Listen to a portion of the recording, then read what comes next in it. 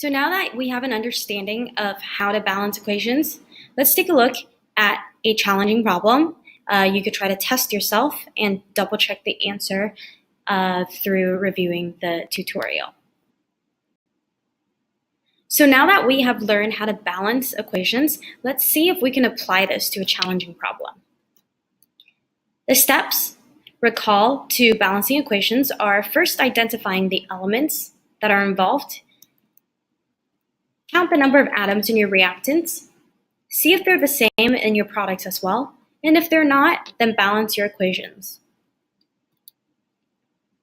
Here is an example of what we looked at in the previous tutorial of balancing hydrogen and chlorine, yielding hydrogen chloride.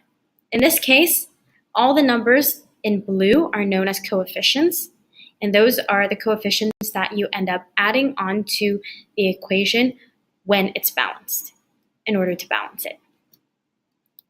Anything before the arrow are your ingredients to the reaction, and they're known as reactants, and anything after the arrow are your products. So now let's give it a shot, see if you can balance the combustion of methane, and then return to this video to double check your answer. A hint to balancing methane is that the combustion means that it requires oxygen, so oxygen is a reactant, and carbon dioxide and water are your products, and they are your only products. You have methane, which has a chemical formula of CH4. Combustion releases heat, and so it's also known as an exothermic reaction. From this, we can write a simple equation of CH4 plus O2. We notice that oxygen is a part of Brinkel-Hoff, and so it is a diatomic element and requires a 2 in the subscripts. This yields CO2 and H2O. Now, let's take a look at the atoms and see if they're balanced. At this point in time, carbons we have 1 carbon on both sides, that's balanced. Hydrogen, we have 4 on the reactant side and only 2 on the product side, so that's not balanced. Oxygen, we have 2 atoms of oxygen. However, I would recommend when you guys balance your equations to write it in this notation when an atom appears in more than 1 compound. In this case, oxygen occurs in both carbon dioxide as well as the water compound.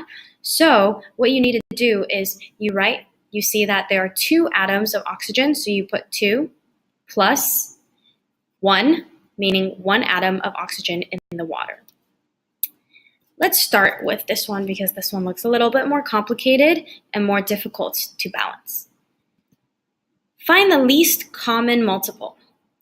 If you didn't write it this way, if you didn't write 2 plus 1 this way, you would probably assume this is a 3 and that's a 2, and the least common multiple would be a 6. But that is incorrect. In fact, the least common multiple is 4. So what we do is, notice in the reactant side, we can multiply the oxygen by 2, that gives us 4. In the product side, in order to get 4, what we do is we just multiply the second compound that the oxygen atom is a part of, and that gives us 4 as well. We then move this multiplication up into our coefficient. So we have 2 moles of oxygen, and we have 2 moles of water. In this case then, we see that carbon is balanced. We see that oxygen is also balanced. But notice we just put the 2 in front of the water. So this means that not only should the oxygen receive 2 atoms multiplied by 2, unfortunately, the hydrogen is also affected. So in this case, we need to multiply this hydrogen in our products by 2 as well, and that gives us 4. Looking at this, our products and our reactants are both 4, and it's balanced as well. And there you go. This is how you balance the combustion of methane.